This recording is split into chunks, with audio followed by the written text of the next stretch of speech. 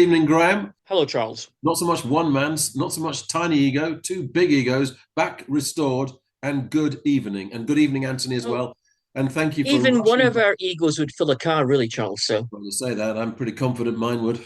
I'm just saying what the yeah, size of the car was. That's the only issue. So this meeting is being recorded Range with a great Rover. sign over your face at the moment. Good evening and welcome. And this is Monday night, and not an unusual night for us to record, but we're going with it. And there really is only one starting point. Really? We'll get to it then, Charles. Get to it. The starting point, of course, it's the most talked about film of the year so far. This is Wuthering Heights, Emerald Fennell, whichever way you like to pronounce it, Emerald Herbal Fennell. Spice, maybe. Fennell sounds French. And Mm. it does, doesn't it? And now, quite Whereas understandably, Fennel, Fennel's more Yorkshire. Fennel. Fennell. So anyway, you've played on the title by questioning, are the withering reviews of the new film Wuthering Heights justified?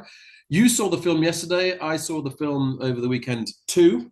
And not to blow my own big ego trumpet in a small car, but BBC Radio Scotland felt there was only one person who could contribute to the conversation on Sunday morning at 11:50. And that, for some It's, reason, was me. that's Which great, Charles. But is Scotland part of Yorkshire now? I didn't want to tell them, but they didn't seem to Oh, speak that it wasn't. So, right.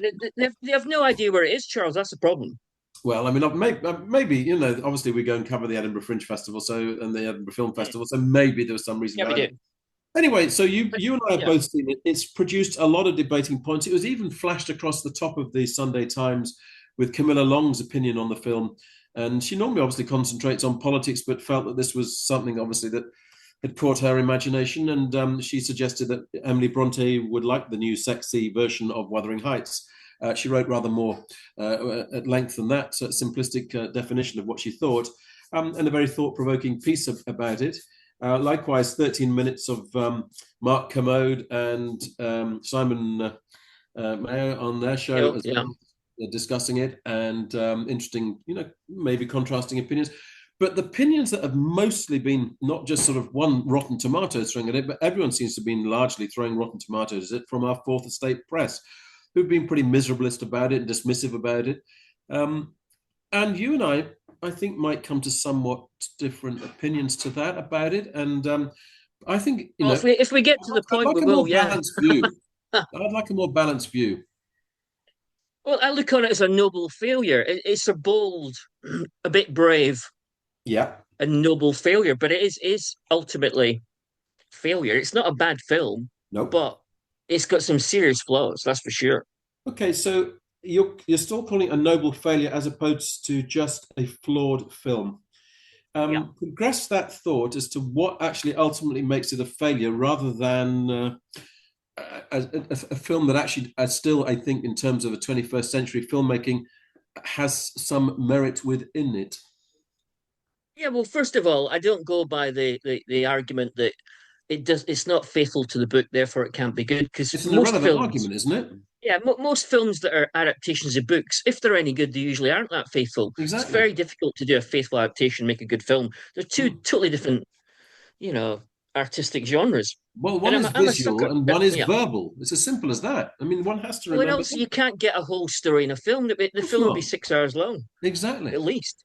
So, and I'm also a sucker for visually stylish films that are a bit Yeah. over the top, Well, especially in that the would seem visuals. to I mean, me to be this I'm a film, big Ken Graham. Russell fan, and Ken would take on D.H. Lawrence and throw not just the kitchen sink at it, but the whole street, the whole planet at it visually. So, You again, I you are the can't first fault. person, Graham, to mention Mm, Ken Russell. I have not read him in yeah, one review, and he's the most obvious name to throw at it. Along with, I'm going to throw one other name in there, possibly two, which yeah, is Derek Jarman, and I'm also going to throw in Peter Greenaway. Now, I know these are three male filmmakers, but I think yeah. there's techniques within her work that reminds us of all three of those British filmmakers that were They on the do, edge of except a British couple of filmmaking. things.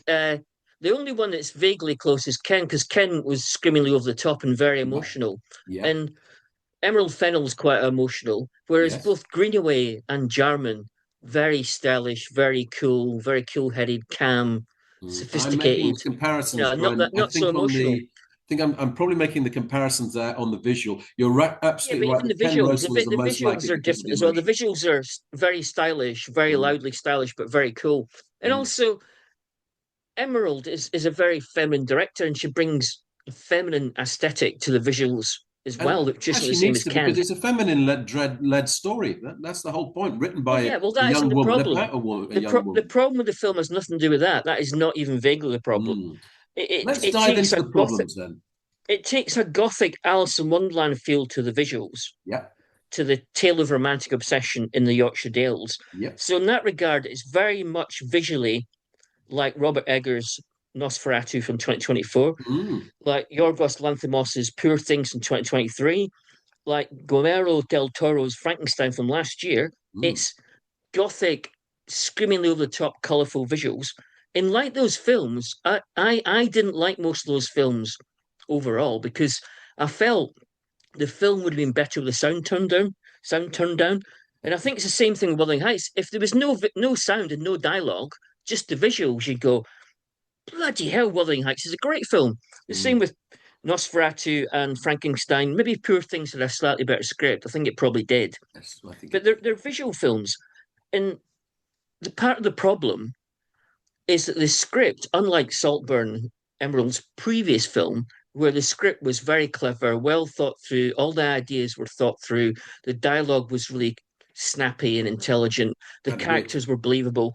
All those things do not exist in Wuthering Heights. The script is merely adequate. The characters, apart ironically from Martin Martin Clunes' Clunes. Mm. drunken father, who's pretty three dimensional. They're fairly two dimensional characters. The dialogue's not awful. It's not wince inducing, but it's nowhere near as sharp or as intelligent or well thought through as Saltburn. It just isn't. Mm. One of the points that I thought was interesting that the review by Mark Kermode mentioned was that the film's two leads are actually old-fashioned Hollywood casting, which would go back to the Olivier with Merle Oberon version, and less so, obviously, with Juliette Binoche and very early in his career, Ralph Fiennes, and certainly not with Andrea Arnold's version, which was two names that were not familiar in that. But this was, if you like, and I think his point was interesting here, that Margot Robbie, age 35, Jacob Elordi, age 28, and a white man, and both Australians, celebrity star casting, and even the poster, and he made a good point with this, he said it looked just like the poster for Gone with the Wind, which it did. So, and I think Mark's suggestion was that therefore would rob it of any authenticity in their performances, because they were No, playing that one type wasn't the of film problem. against No, a different type of film. no, that wasn't the problem because the problem was that it's one thing sticking big Hollywood stars into a fantastical version of the book, which isn't Mm-hmm. attempting to be realistic. I mean, there's no way that Wuthering Heights is supposed to be a realistic film. So Nope. that isn't the problem. The problem is miscasting. The casting of Margot Robbie, who's usually fantastic in every film, was a disastrous mistake. She does not suit the film. From the very first instance, she doesn't suit the film. It's a bit like if they'd taken a young Bridget Bardot Mm. and stuck her in Hamnet against Paul Mescal. It would have looked great. It just wouldn't have worked. She's too overpowering. She's too strong a character. She's too blonde. She looks like she could come straight from Heidi Mm. or The Or Sound of from Music Barbie. rather than from the Yorkshire Dales. Or from Barbie, for that matter. Yeah. Mm. I see that. I mean, I think for her, this was a project that she really, really wanted to do. Interestingly, Margot Robbie, this was, and I hate the word passion project, but this was something that she really, really wanted to commit to, including, I think, executive producing involvement. So, um, are you saying that she simply overpowers it? Well, the way that Emerald Fennell scripts her character and the dialogue and role she gives her, from the very beginning, she's a powerful, domineering force of nature. Mm, Then along comes Jacob Elordi playing yeah, Heathcliff. He's also a powerful, domineering force of nature. yeah. And because they don't play on the film does not explore class relations properly. It dabbles slightly in class relations, but it does not address why they could not be together properly. They're such strong people and they're so clearly obsessed with each other and in love. Why didn't they just run off at the beginning? Now, the previous adaptations make it plain that in early 19th century Britain, you could not just run off They without there couldn't do being that. serious consequences. Yep. But the film doesn't make that plain. So I spent the whole time thinking, like, these are two selfish people who, for some strange, perverse reason, want to be together, but won't actually make the decision to be together.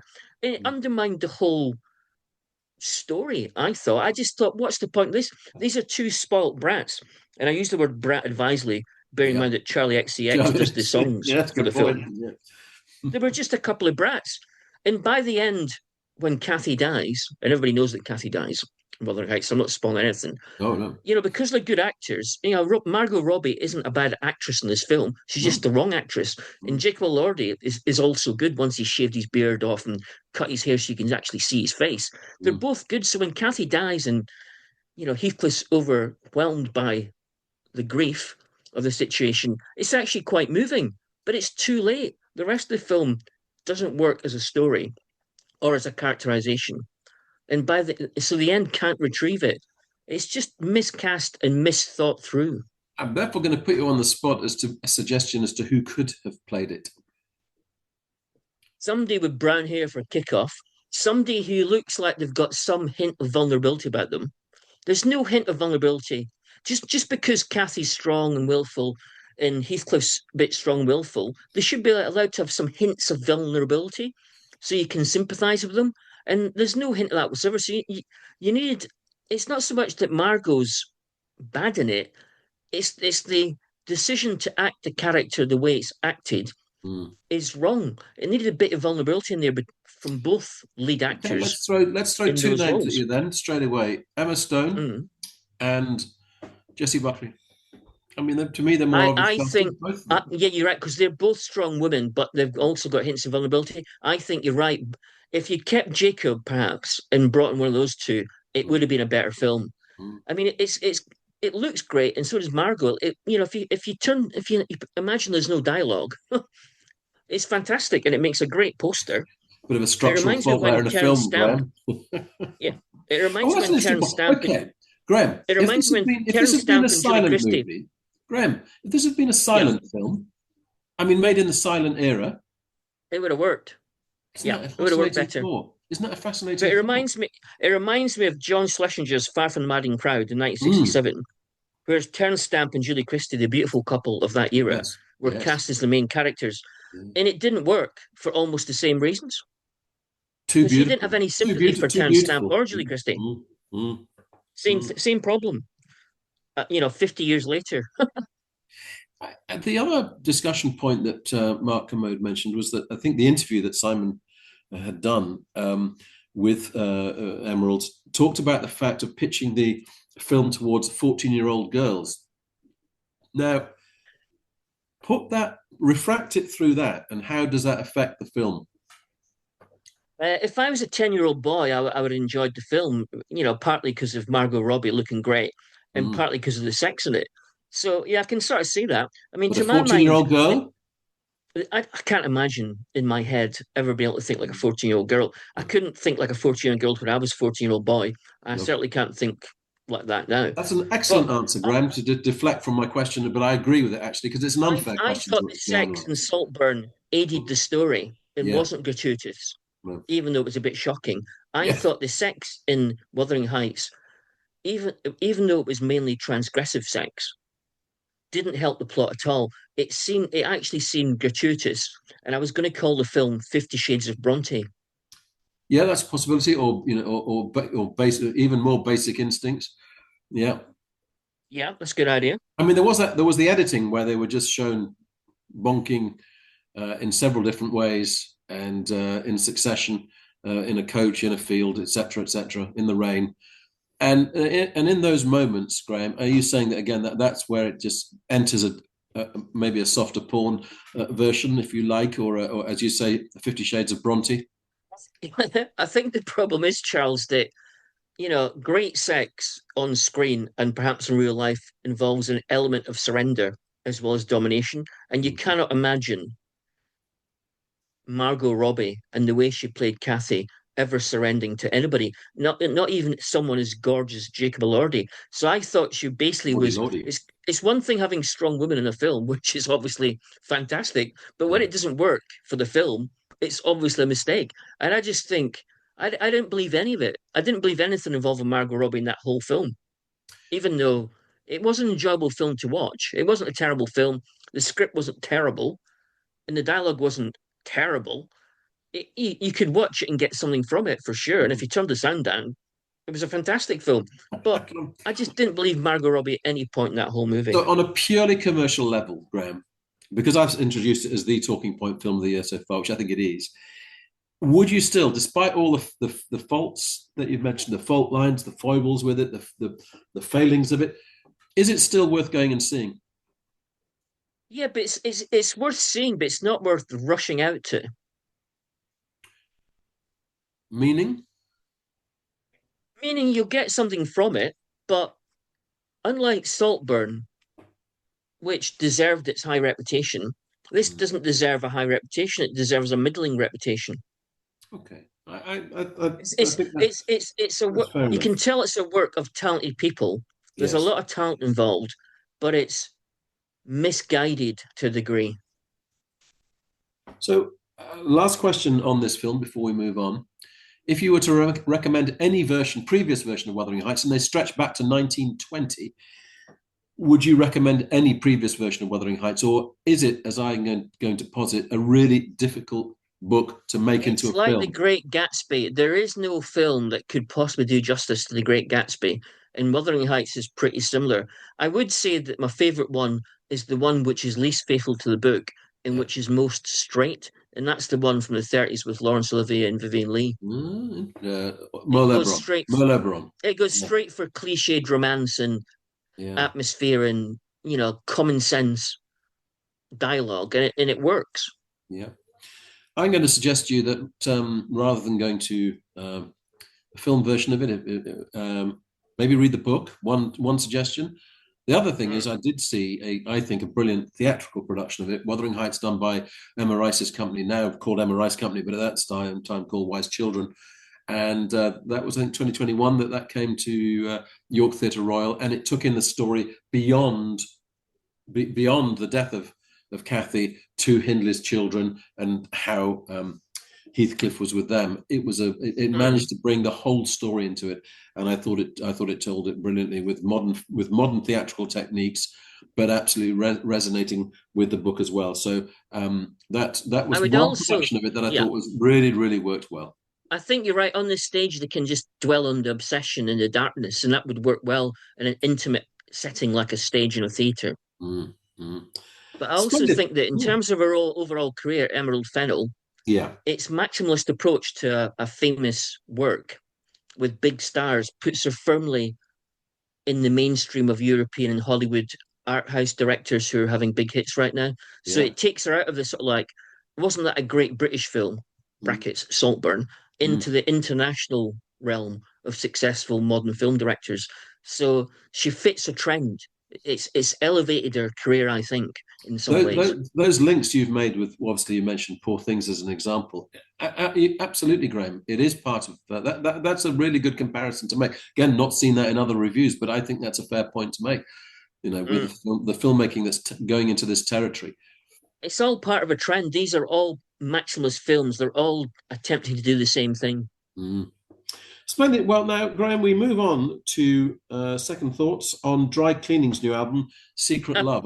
I enjoy these second thoughts when it's like when you've seen a film twice and you then check your opinion. Now, with Dry Cleaning, you've gone through another dry cleaning process. You've rewashed it and and Mm. re-listened to it, and you've spun the cycle of now. So, what are your new revelations on the I put Secret in Love? some new fabric conditioner. I got a bit more color out of it Yeah, on good. on You've got your the lines there. second Go on. listening. Yeah, yeah. Well, I have to say that it's better than Stunt Work. I enjoy Secret Love more than Stunt Work, the Yes. second dry cleaning album. I Mm. think that's partly because Kate LeBon has carefully and subtly added extra musical color and given it a bit more musical richness, not quite as Spartan as they usually are. So Mm. I thought, oh, that's good. But again, I had a problem that after 6 or 7 tracks, I started to get bored. And I realized part of the reason I'm starting to get bored is because although they've got great strengths dry cleaning, it's a very limited palette.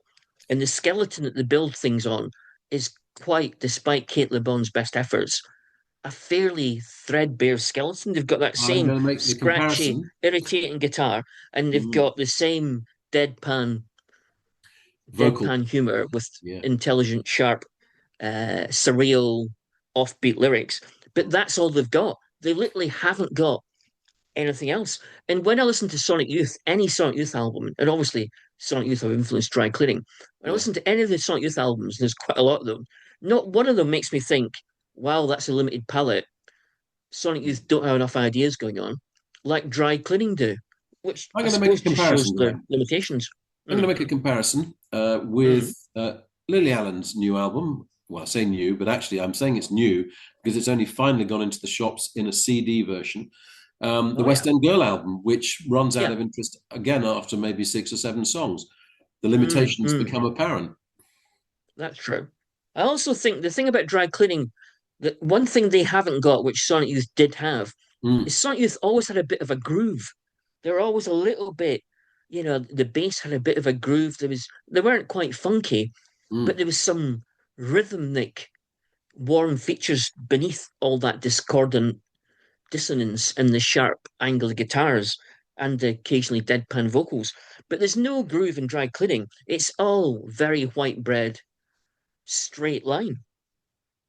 And that means there's not much to grab hold of. It sort of skitters across the surface of your listening eventually. And another thing I've noticed that this is the third album, Mm. and in terms of the actual songwriting, there's been absolutely no progress in how they write songs or the structure of the songs. They're not becoming good songwriters. They're exactly the same as they were at the beginning. You So I'm could a bit argue they worried about. started. They could argue they started off as good songwriters, Graham. You think so? I love the lyrics, you see, but I take your point Yeah, that the I musical. love the lyrics as well, I but take your point there. lyrics The with musical palette is a limited. I boring, can't predictable argue against tune. that. Mm. I can't Mm. argue So against that. yeah, I think the jury's still out with Dry Cleaning. I'm still not convinced that in 2 albums' time, if they do another 2 albums, they won't be saying the same thing. I hope I'm wrong. I hope they get more of a groove. I hope they get Mm. better writing songs. I hope there's more going on. I Are you really going to do. suggest, therefore, that there's more to, well, the other obvious one comparison with Wet Leg and with English Teacher? They can both write better songs. The only question is, what do they want to do musically? I don't know what Wet Leg will be doing in 2 albums' time or English Mm. Teacher because Mm. they're they have no great central musical core. They're especially English Teacher. What direction they could take multiple directions, and Wet Leg are going to get bored with their slightly punky approach to things as well. So I don't know what either those two bands is going to do in 2 albums' time. The But I Wet think Leg might because jettison. they write good songs in general. So I think they've got potential if they want Yeah. to progress. Why Paul McCartney and Wings' multi-platinum 1976 album, Wings at the Speed of Sound, says more about what made the 1970s different than you might first thought. It came out in I've not listened to that 1976. album for a very long time. Well, yeah, it's got a lot of cozy songs like "She's My Baby," sort of syrupy sub soul track. It's got silly love songs, magnificent song, but pretty soppy. It's got Easy. "Cook of the House," Linda's sort of rock and roll thing. Oh, It's got yes. Sam Ferian, a sort of Latin little ballad. It's got "Warm Beautiful" piano Mm, ballad. It's got "Let Him In," magnificent sort of soul track. But it's all pretty soft and cuddly, and it's got a bad reputation amongst music critics, although it sold a lot of copies at the time. But when you actually read some of the lyrics, you've got "The Note You Never Wrote," which is about political corruption, mm. and then you've got "Wino Junko," written by Jimmy McCulloch, the 24-year-old lead guitar player in Wings Oh, at that yeah. point. And this is what the signatures are like. This is the lyrics of Wino Junko. I've got to read the lyrics because Mm, they're shocking. mm, So this is Wino Junko. This is a Wings album that was looked on as too soft at the time and got slagged rotten by NME. mm. Dr. Tom is getting on. All he does is sign his name. I get things, my brain box sings, but I'll go down again. Play with fire, getting higher, higher than a 9 foot flame. My soul is spent, and so's the rent, but I'll go down again. Wino Junko, can't say no. Wino Junko, eyes aglow. Pill freak, spring a leak, you can't say no till you go down again. It's about drug addiction. Yeah. And that's what the 70s were like. The 70s were full of rock bands who were quite middle of the road, Mm. but they were singing about countercultural things like sex and drugs. And even though the music was a bit soft, the lyrics were very honest and open about their predilections in a way that music acts these days just aren't. I'm So going to ask you this the question, 70s Graham. were actually quite lyrically honest. I mean, that's, though, not written by McCartney. It's written by a member of the band. That's interesting in itself. Exactly. Exactly. Yeah. But the fact that McCartney let it on the album Ah, tells that's the you a point, lot. isn't it? That's the key point. Mm, mm. But he thought it because was valid for the album. Mm, he knew he was going to be touring America for the first time in 10 years when he released the album.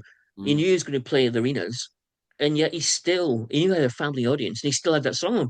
That's because rock then represented the counterculture and sex and drugs and rock and roll. And the fans who loved rock music may have been getting the rock and roll, but most of them, despite their secret wishes, didn't experience the sex and the drugs. Most people in the 70s who bought albums did not do the sex and drugs, which is why they loved the bands, because the bands did do the sex and drugs. So So the that was 70s is vicarious pleasure. Yes. exactly, yes. The 70s in some ways was way more open and honest than the current times. So you're accusing modern musicians of being fake? Well, everything's a bit cynical. Yeah, I don't think Wings were cynical. I don't think Jimmy McCulloch was cynical. I don't think Paul McCartney was cynical.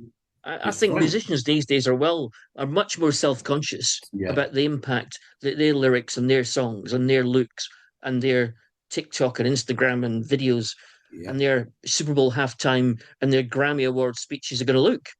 I think things were more honest in the 70s. There's a calculation there to get a hit, to get a TikTok hit, to have sales. I think it's Yeah, different. I think it's different demands. I think the audience. It's a different way of functioning, even with an audience now. Though it probably is a more cynical age, but the desperation to make sure that something and someone is successful drives that. yeah, but McCartney wanted to be successful. Wings were designed to be successful, and yet they were still honest in their commercialism and not cynical. That's the strange dichotomy of the 1970s.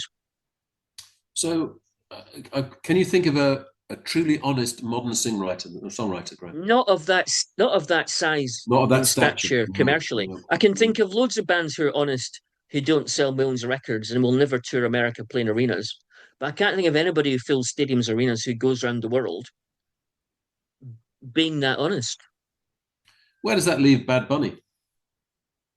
Bad Bunny is just a pop R&B, you know, Latin polymath pop person. He's of no, apart from the fact he's not white bread America and he's big across the world, which is significant itself culturally, he's of no musical interest whatsoever. Donald Trump seemed to be rather upset by him. Well, Donald Trump has been is a bit of a racist, so there's no surprise there. I think that I actually thought that I haven't seen the show, but the halftime show. I wouldn't watch any of that, but I did see brief highlight of the performance, and I think anything that annoys Trump, obviously, there's considerable value in. So, a last thing just to bring up is a different film, another film. This is Richard Linklater's Nouvelle Vague. Have you seen this Jean-Luc film? Godard. Have you seen this No, film? I'm a Jean-Luc Godard 60s expert. I've got almost all these films. I think I've Well, got you all except are, two.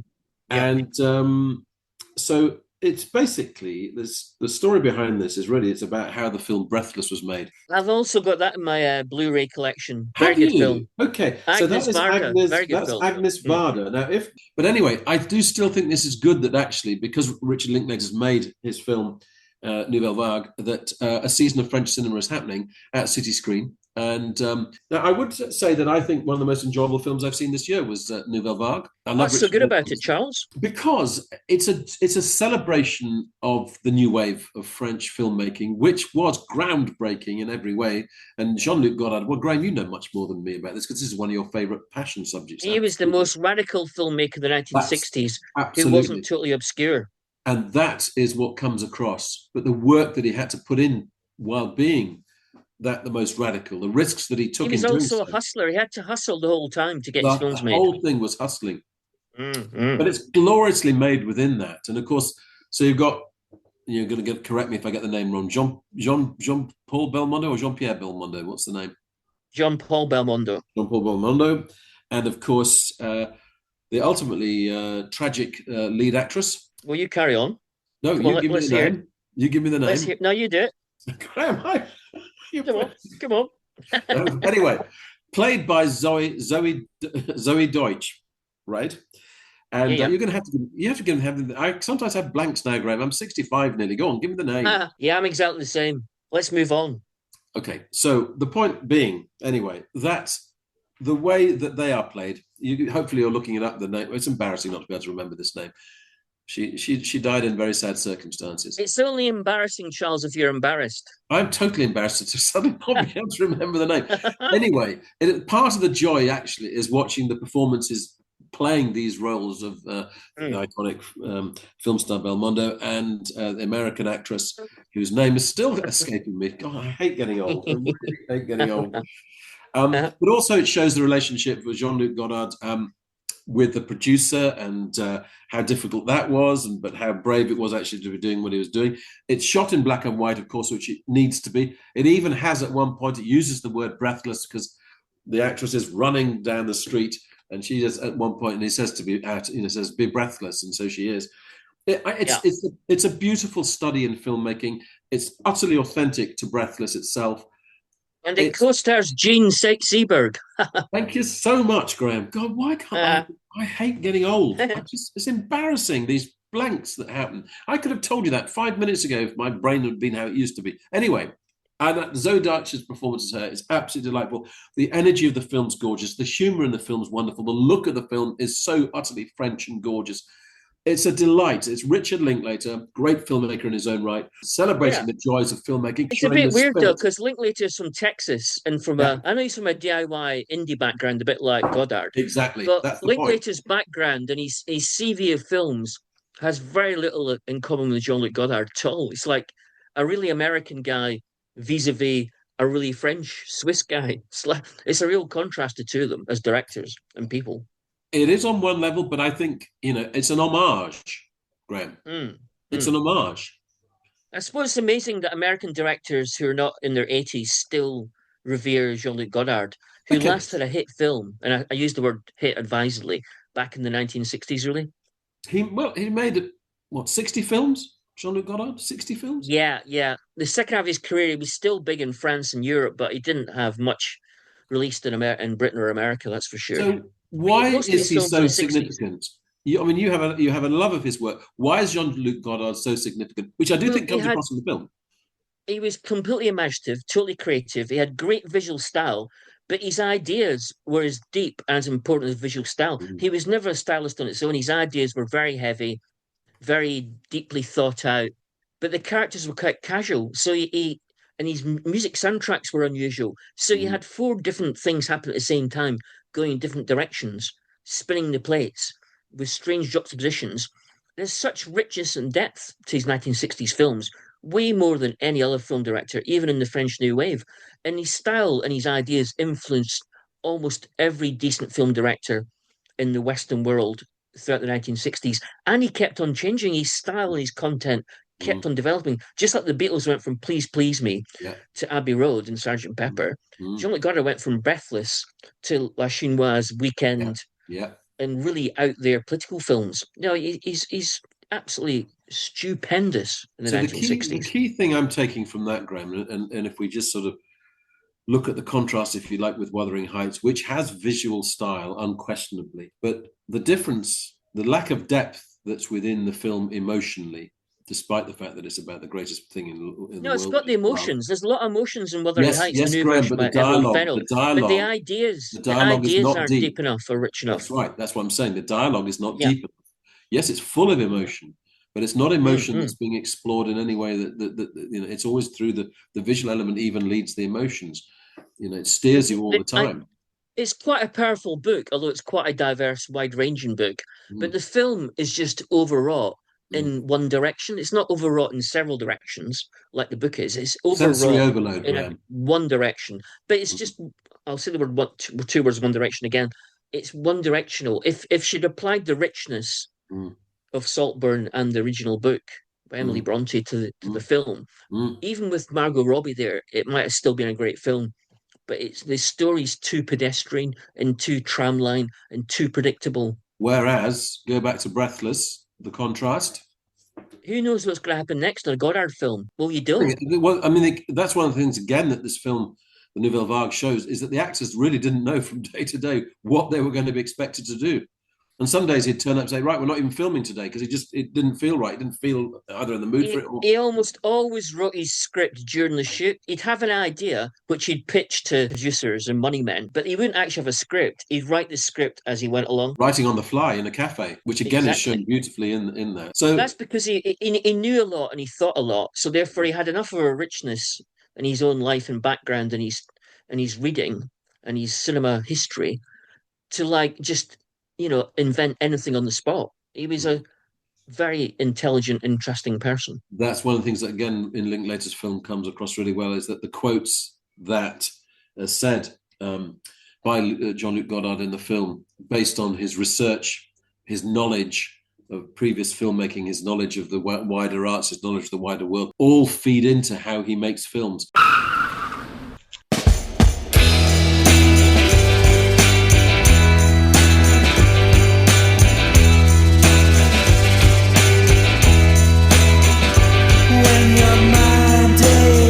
You've been listening to the podcast Two Big Egos in a Small Car.